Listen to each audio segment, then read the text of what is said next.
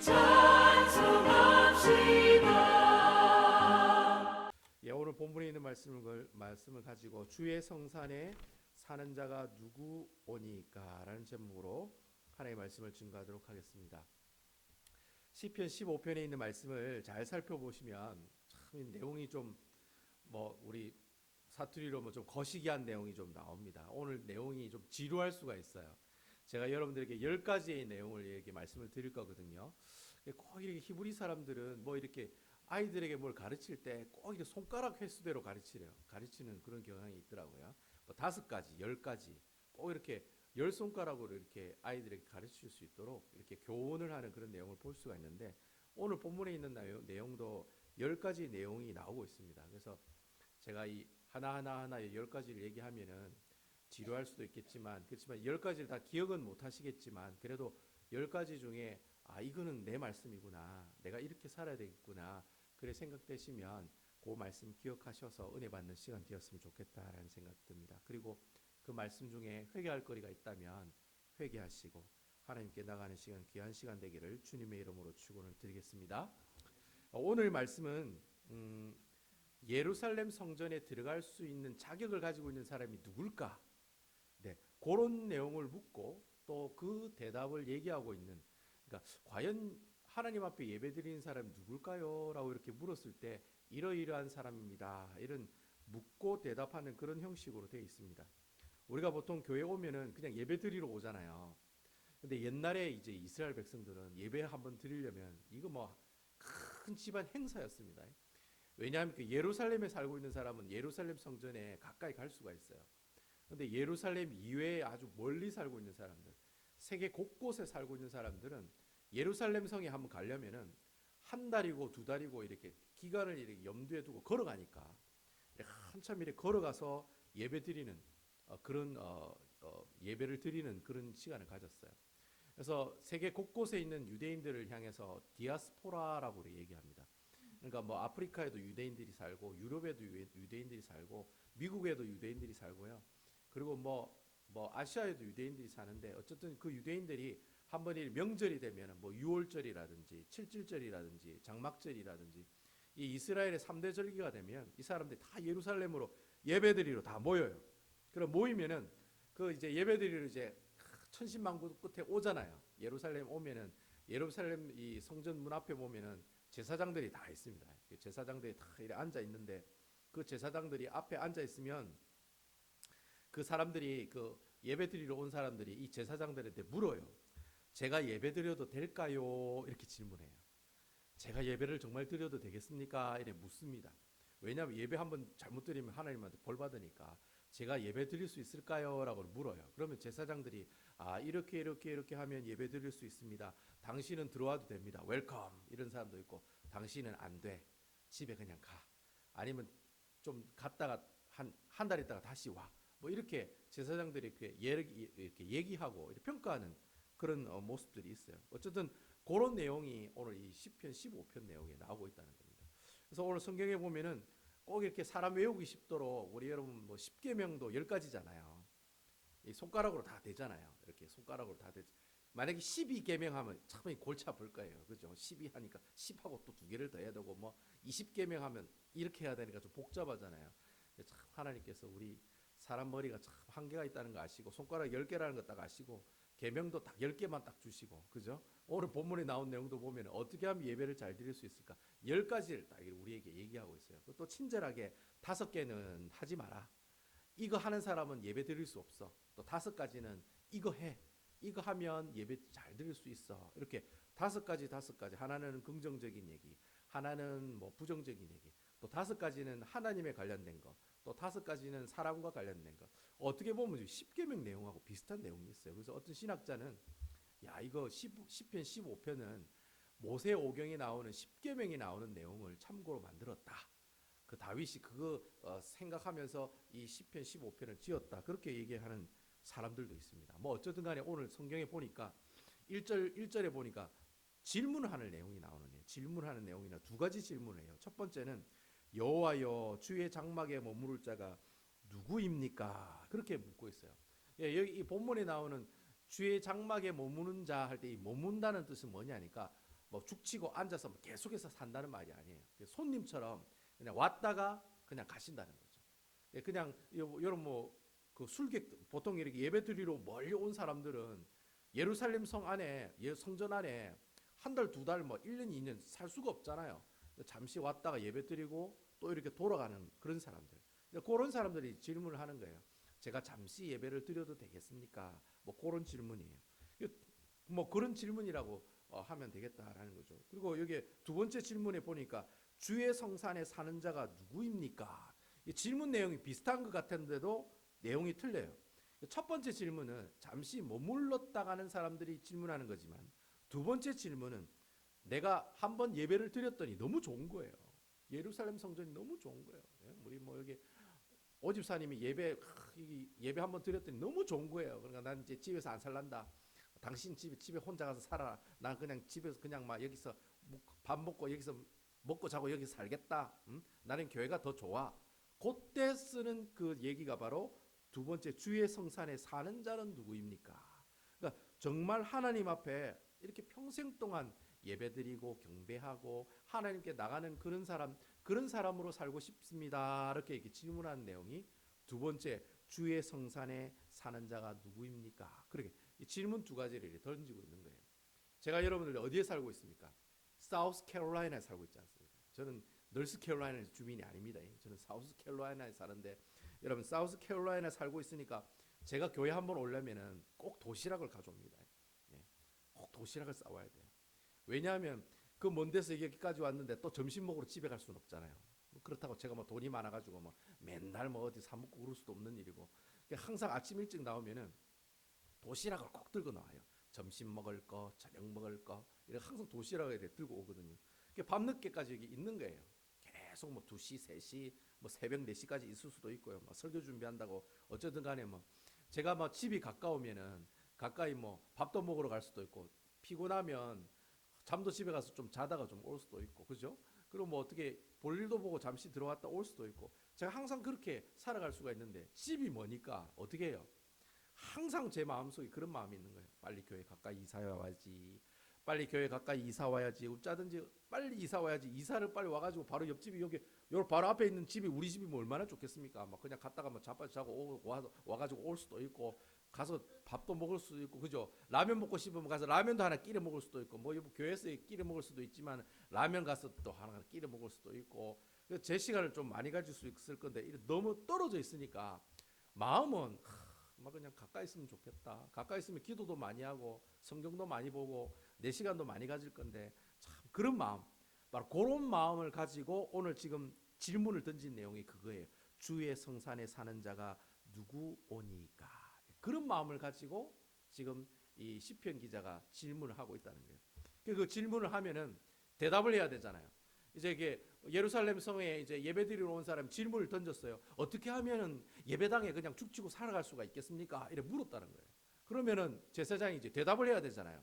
그 대답하는 내용이 이제 2절부터 5절까지 쭉 이렇게 얘기하고 있다는 겁니다. 그래서 여러분 그 내용이 몇 가지라고 그랬습니까? 제가 말씀드렸듯이 10가지라고 10가지. 그래서 과연 어떻게 하면 내가 영원토록 주의 성전에 있으면서 하나님께 예배드릴 수 있을까?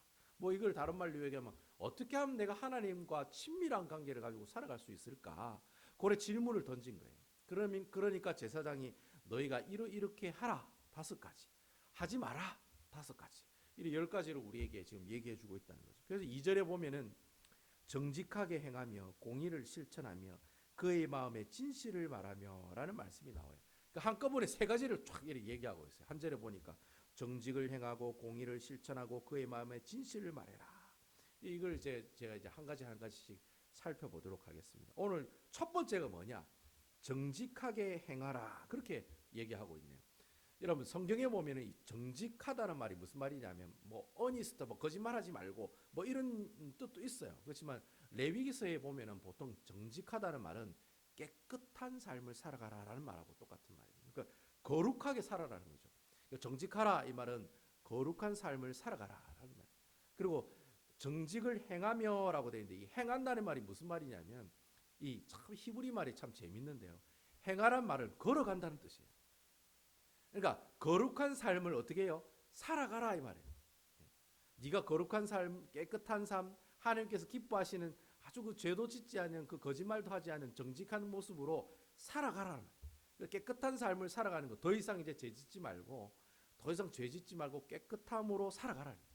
흠없는 재물처럼 흠없는 양의 재물처럼 그렇게 깨끗하게 살아가라. 그게 첫 번째 네가 예배당에 와서 예배드릴 수 있는 자격의 첫 번째라는 거예요. 그리고 두 번째는 뭐냐? 공의를 실천하라. 그래 되겠어요. 여러분 이 공의라는 것은 올바른 판단을 말하는 거예요. 실천한다는 말은요. 또 참 재밌는데 이 실천한다는 말의 의미는 손으로 이렇게 뭐 이래 만든다는 말이에요. 그러니까 여러분 실천 그 공의를 실천하라는 말이 무슨 말이냐면 올바른 판단으로 손으로 무엇을 행할 것을 기억해서 실천해라는 말이에요. 다시 말하면은 쉽게 설명하면 그거예요. 법을 지키라는 말이에요. 법을 지키라. 도덕을 지키고 하나님의 법을 지키고 세상의 법을 지켜나가라. 그렇게 하나님 법도 지키고 세상 법도 지키는 사람이 예배드릴 자격이 있다. 그 사람이 예배드릴 수 있다라는 거예요. 그리고 세 번째는 또 뭐라고 얘기하느냐. 그의 마음에 진실을 말하는 사람이 되라. 여러분 그의 마음에 진실을 말하는 사람이라는 건 여러분 이 마음속에 생각과 내 입에 나오는 말이 일치하는 모습이 돼야 된다는 거예요. 무슨 말인지 아시겠죠? 일치하는 모습이 돼야 된다는 거예요. 제가 아까 뭐 일부 예배는 아주 적나라하게 제가 뭐 예를 들었습니다만 뭐 예를 들 사람이 없네요. 또 예를 들어 또 상처를 받을라. 우리 저기 최 집사님 저 뒤에 계시는데 아이 최 집사님 제가 뭐 립스비스로 말로는 우리 최 집사님 짱입니다. 우리 저 뒤에서 방송 일도 하시고 매주마다 오셔가지고 어제도 삽질하고 저하고 같이 일도 하시고 참 짱입니다. 이렇게 말은 일이 하는데 속으로는 어떻게 해요? 에휴 맨날 저래가 예수를 믿어가지고 되겠나 뭐 아이고 뭐 거시기 하다 뭐 이러면서 막 속으로는 그 사람을 싫어하는 거야. 근데 말로는 어떻게 해요? 그 사람을 칭찬하는 거예요. 그거 하지 말라는 거예요. 그게 바로 오늘 본문의 말 그의 마음에 진실을 말한다는 말이 그런 말이에요. 그러니까 내가 생각하는 거하고 말하는 거하고 어떻게 해요? 일치하는 사람으로 살아가라는 거예요. 그러니까 내가 진짜 그 사람이 싫으면 말을 안 하는 게 좋은 거예요. 그 사람이 좋으면 어떻게 해요? 좋다고 이렇게 표현하고 또 그럼 목사님 말과 생각과 일치해야 되니까 내가 저 사람 미워하면 나 당신 미워해요. 당신 싫어해요. 이런 얘기 또 하라는 얘기는 아니에요. 또 뭐 목사 싫어합니다. 바로 앞에 대놓고 막 그렇게 얘기하란 말이 아니고 여러분 어쨌든 내가 살아갈 때 내가 생각하는 거랑 내가 말하는 거랑 어떻게 해요? 가급적이면 일치하는 모습이 있어야 된다. 그렇게 일치하는 모습이 있을 때 그 사람이 예배드릴 자격이 있다라고 지금 우리에게 얘기하고 있다. 그럼 네 번째는 뭐냐? 네 번째는 여러분 4절에 보면 나와요. 네 번째는 그 눈은 망령된 자를 멸시하며 여호와를 두려워하는 자를 존대하며라고 되어 있어요. 망령된 자를 멸시한다는 말은 무슨 말이냐면은 하나님을 멸시한다는 말이에요. 사람을 멸시한다는 말이 아니라 하나님을 멸시한다는 말이에요. 그러면 하나님한테 욕하는 게 멸시하는 거냐? 막 하나님한테 대놓고 막 10원짜리를 막 남발하고 주님 그러실 수 있습니까? 뭐 그러면 그 사람이 망령된 자냐? 그게 아니에요.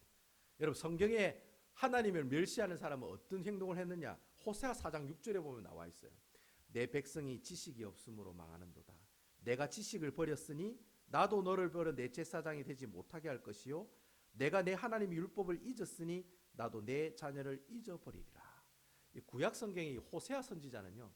북이스라엘이 망할 때 있었던 선지자였어요. 그러니까 북이스라엘이 막 아수르한테 망하기 전에 막 죄짓고 있을 때 호세아 선지자가 나와서 이렇게 그렇게 회개하라고 그래 하지 말라고 막 그렇게 한 선지자거든요.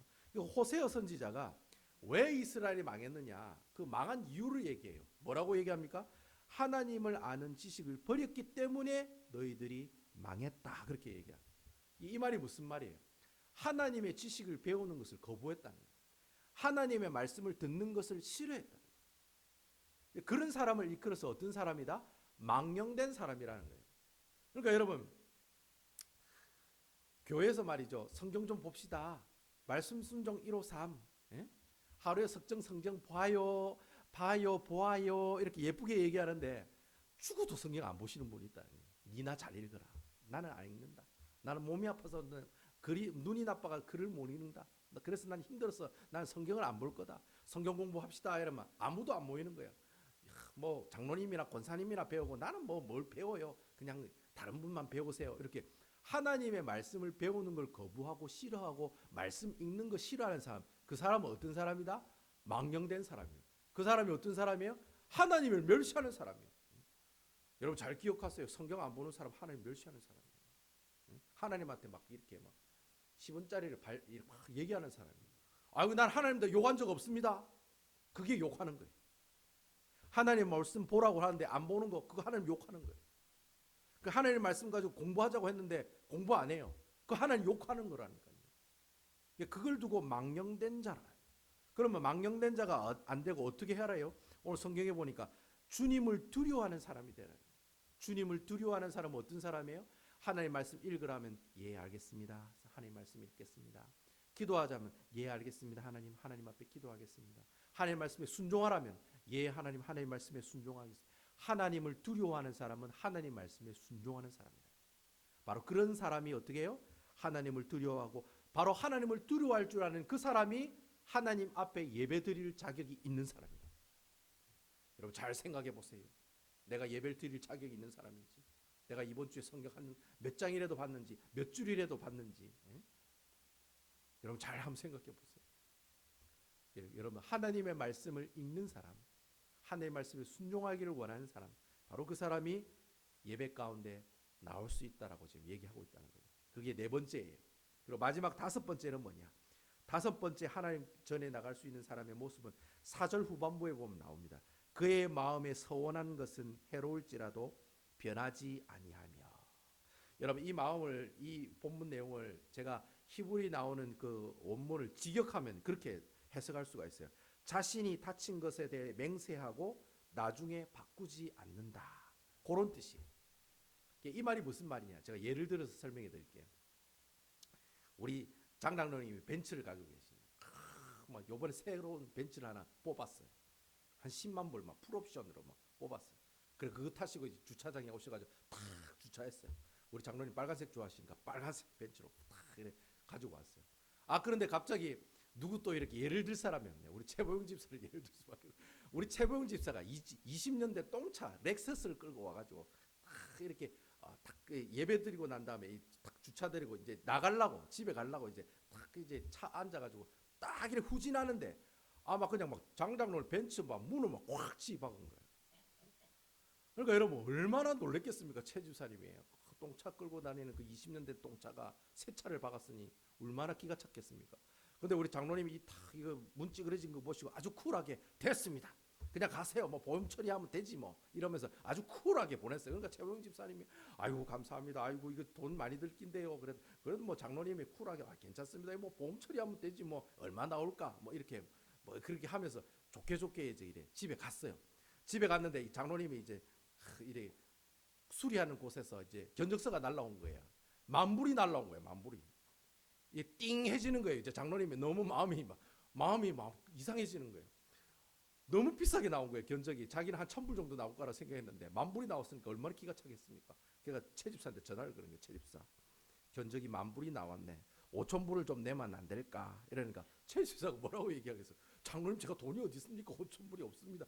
그리고 보험 처리 하신다고 했잖아요. 그럼 뭐 그렇게 하시면 되지 뭐 이러니까 장로님이 그래도 막 너무 기분이 안 좋으신 거예요. 그래가지고 나중에 뭐 변호사 사가지고 뭐 고소하니 뭐 돈 받아내니 뭐 그래가지고 제가 장로님을 예를 들어서 죄송한데 절대 장로님 그러실 분이 아니시지만 어쨌든 뭐 그래가지고 막 한 분 또 교회도 안 나오시고 최 집사님은 또 돈 안 내도 된다는데 돈 내라 해가지고 또 기분 나빠가 교회 안 나오고 장로님은 또 돈 못 받았다고 또 교회 안 나오고 하여튼간에 막 그런 문제 가지고 서로 이렇게 기분이 안 좋아지고 나빠지는 그런 모습들이 있잖아요.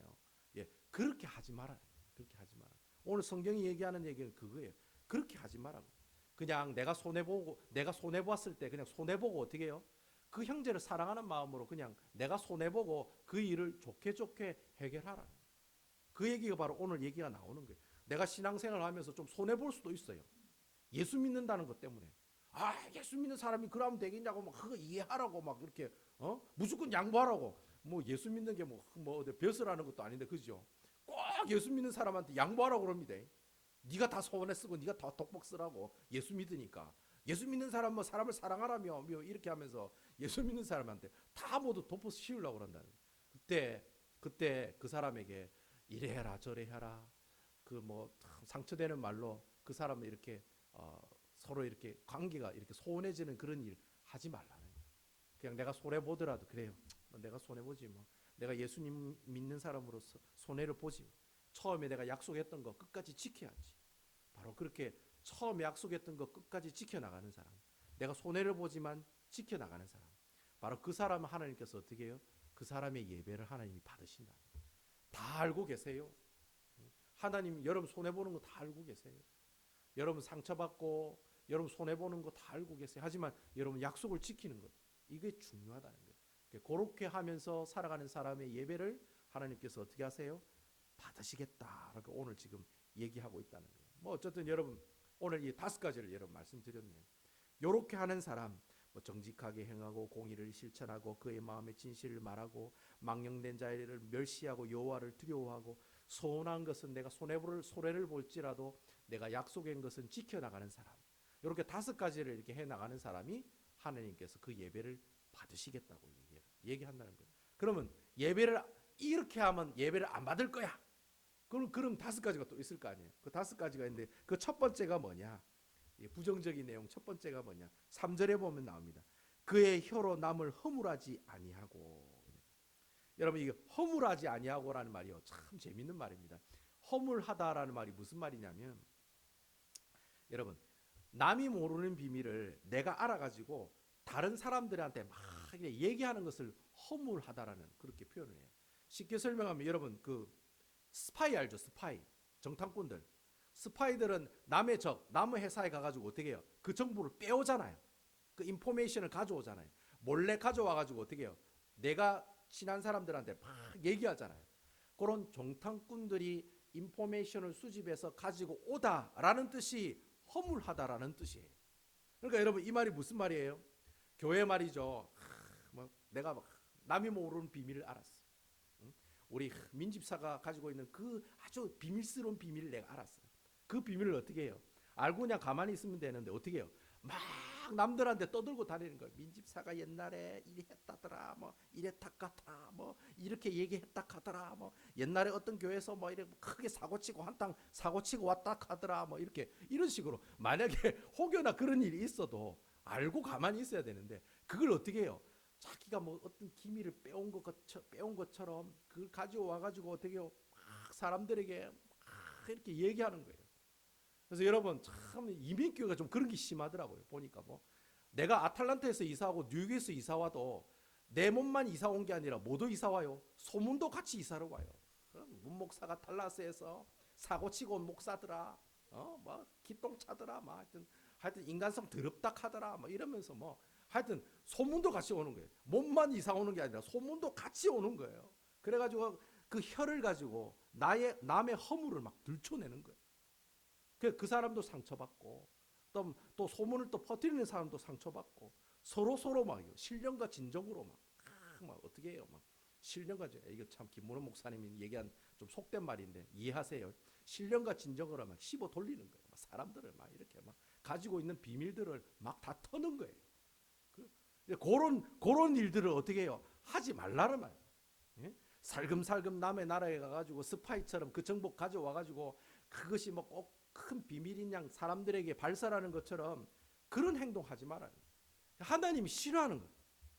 얼마나 싫어했으면 네 그렇게 하면 예배당에 들어와서 예배 드리지 말라고 할 정도로 싫어하신다. 그러니까 우리 예수 믿는 사람들은요. 남이 알고 있는 비밀을 알아도 묵묵하게 입을 이렇게 무겁게 지켜야 돼요. 그게 이제 하나님께서 기뻐하시는 모습이라는 거예요. 어쨌든 여러분 더 이상 남의 허물을 알고 계셔도 그게 꼭 비밀인 양 남한테 얘기하지 마시고요. 그냥 가만히 가지고 계세요. 그리고 가지고 계시면서 기도하는 그것이 바로 하나님께 예배받기 합당한 사람의 모습들이라. 그게 그 어떻게 해요? 첫 번째 나오는 내용이에요. 그리고 두 번째 하지 마라. 두 번째 뭐냐? 3절에 보면 그의 이웃에게 악을 행하지 아니하며라는 그런 말이 있어요. 이 악을 행하지 아니하며 할 때 행한다는 말이 무슨 말이냐면 참 이 히브리 말이 재밌는데요. 손으로 뭔가를 뚝딱뚝딱 만든다는 말이에요. 그러니까 악을 행하지 말라는 말이 무슨 말이냐면 그 사람 내가 복수하려고 나쁜 말을 만들거나 악한 계획을 뚝딱뚝딱 만들지 말라는 말이에요. 여러분 예수 믿는 사람은요. 원한을 품으면 안 돼요. 예수 믿는 사람은 복수하면 안 돼요. 복수는 누가 하세요? 하나님이 하시는 거예요. 예. 그 일을 하시는 분은 하나님이 하시지. 나의 철천지 원수 하면서 칼을 갈면서 내가 너를 꼭 죽이리라 이렇게 그게 예수 믿는 사람의 모습들이 아니다라는 거예요. 그래서 여러분 우리 예수 믿는 사람은 어떻게 해서든지 좀 억울해도 모든 것들을 다 누구에게 맡겨요? 주님에게로 다 맡겨야 돼요. 주님, 김 집사가 저에게 이렇게 하네요, 저렇게 하네요, 저에게 이렇게 나쁜 짓을 하네요, 나쁜 행동을 하네요, 나쁜 말을 하네요. 주님한테 다 얘기하셔야지. 그걸 가지고 내 꼭 김 집사를 복수하고 말리라. 그래, 네 그 자식은 얼마나 잘 사는지 내가 눈을 시퍼렇게 눈 뜨고 내가 지켜보고 있을게. 이렇게 얘기하시면 안 된다는 거예요. 어쨌든 여러분 그런 마음을 가지고 또 그런 계획을 가지고 손으로 뚝딱뚝딱 하면서 그 사람 나쁘게 하고 싫어하고 상처 주는 것 그거 하나님께서 하지 말라는 거예요. 그거 하는 사람은 어떻게 해요? 예배당에 들어오지 말라는 거예요. 그거 하는 사람 절대 예배당에 들어오지 예배당에 들어와도 그 예배 안 받겠다. 지금 그렇게 주님께서 얘기하고 있다는 거예요. 그래서 세 번째로는 어떠냐?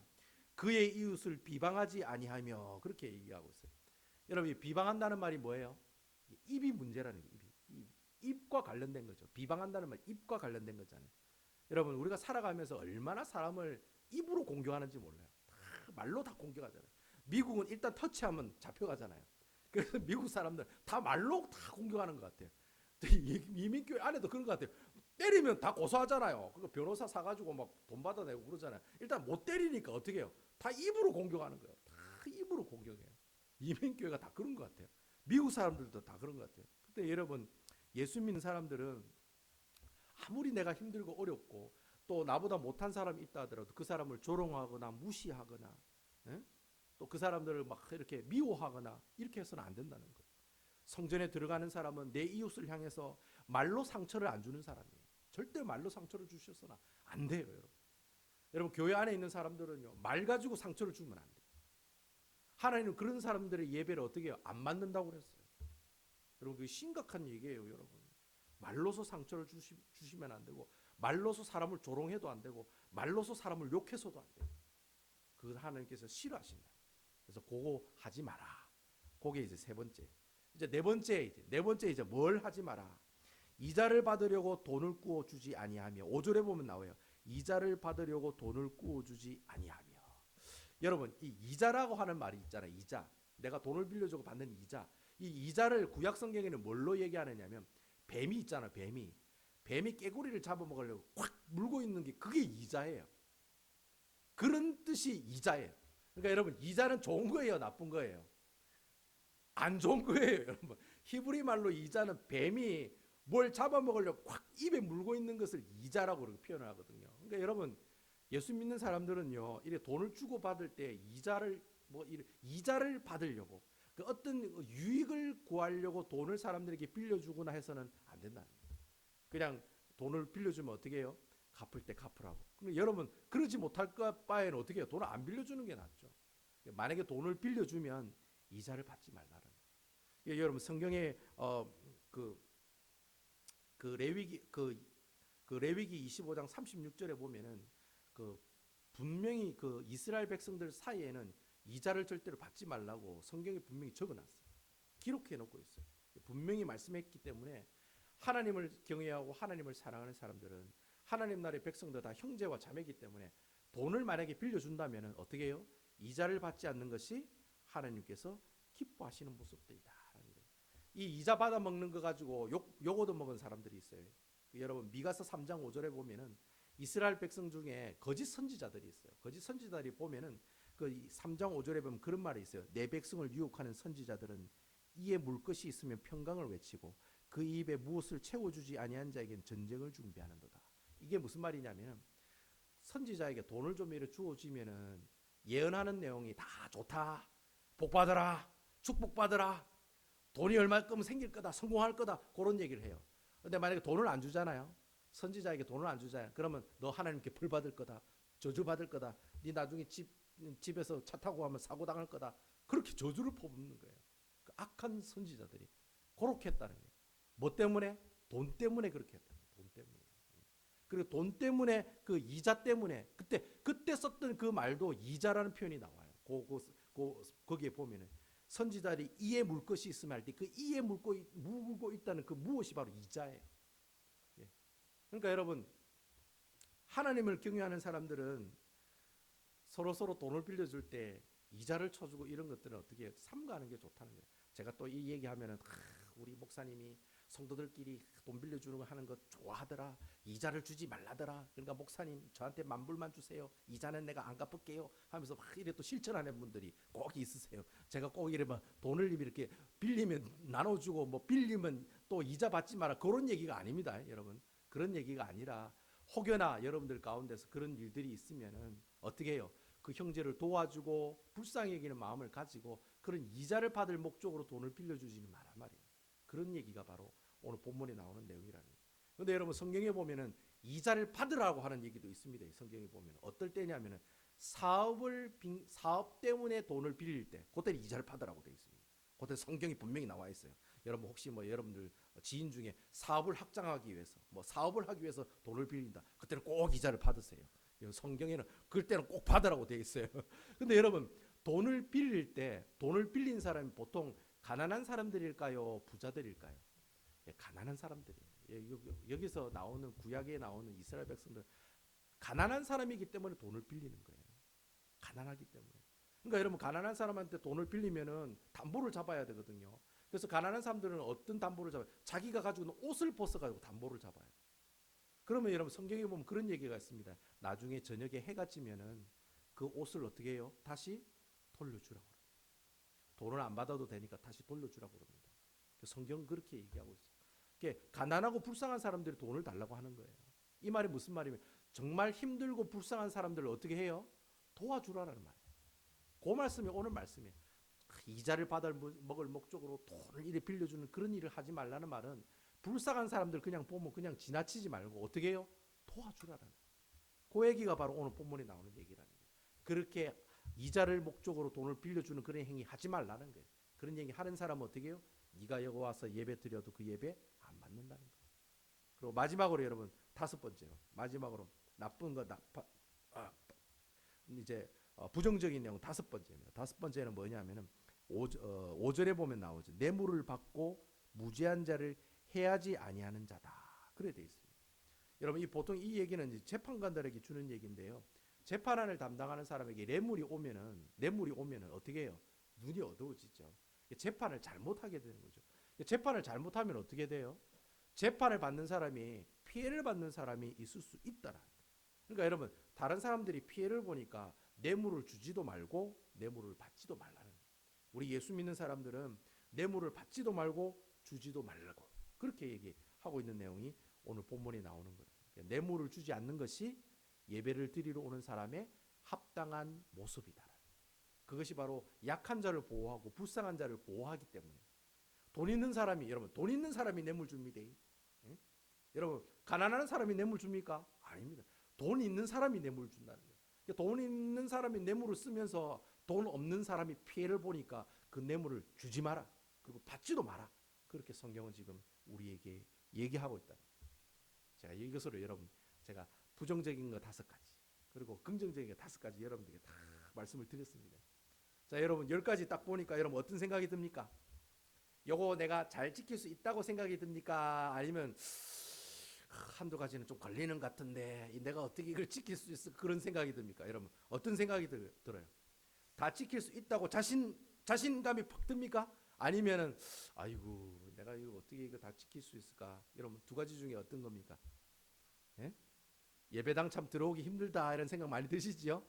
내가 참 예배당에 들어와서 예배드리기가 참 힘들구나 그런 생각 아마 여러분 드실 거예요. 먹고 살기도 힘든데 오늘 성경에 있는 내용 가지고 보니까 예배당에 와서 예배드리는 것도 힘드네요. 예? 뭐 이것 따지고 저것 따지면은 예배당에 와서 예배드리는 사람 한 명도 없을 수 있겠네. 한 명도 없겠네. 예? 그렇잖아요, 여러분. 이것 따지고 저것 따지고 10가지 다 따지면은 여기 예배드릴 수 있는 사람 몇 명이 있겠습니까? 한두 명이 있겠습니까? 한두 명도 없을 거예요. 아마 거의 없을 거라고요. 예? 그렇잖아요, 여러분. 오늘 성경에 있는 이 시편 15편이 주는 교훈이 그거예요. 여러분 우리 이 10가지 다 지키면서 예배당에 들어와서 예배 못 드립니다. 어떻게 예배를 드릴 수가 있겠습니까? 우리는 다 죄인인데 어떻게 예배를 드릴 수 있겠어요? 근데 여러분 우리가 이 예배당 문을 들고 예배당 문을 열고 이 자리에 앉아서 예배 드릴 수 있는 조건이 있습니다. 여러분 그 조건이 뭡니까?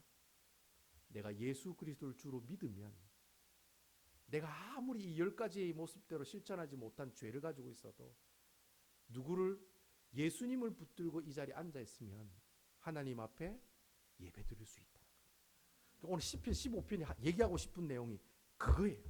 내가 죄인인데도 불구하고 하나님 여기 나왔습니다. 내가 죄인인데도 불구하고 하나님께 예배 드리러 왔습니다. 주의 성산에 거할 자가 누구냐 이렇게 물었을 때 저는 죄인입니다. 하지만 내가 누구 때문에? 예수 그리스도 때문에, because of Jesus Christ 때문에 내가 이곳에 나와서 하나님께 예배를 드릴 수가 있다는, 답은 하나예요. 예수님 때문에 이곳에 와 있다는 거예요. 여러분들을 위해서 예수님께서 십자가에 못 박혀 죽으시고 보혈의 은혜가 있기 때문에 지금 이 자리에 여러분들이 예수님께 나와서 예배를 드릴 수가 있다는, 여러분 이 사실 믿으십니까? 예수님 때문에 예배를 드릴 수 있는 거예요. 예수님 때문에 내가 비록 10가지대로 살지 못해도 예수님의 이름으로 이 10가지 중에 내가 죄 지은 거 있으면 어떻게 합니까? 예수님의 이름으로 회개하면 된다. 그래서 여러분 제가 여러분 예배 드리러 올 때 회개하세요. 사소한 죄가 생각나거든 어떻게 해요? 회개하세요. 제가 여러분들께 계속 회개하세요 하는 이유가 거기 있는 거예요. 내가 10가지대로 살 수가 없어요.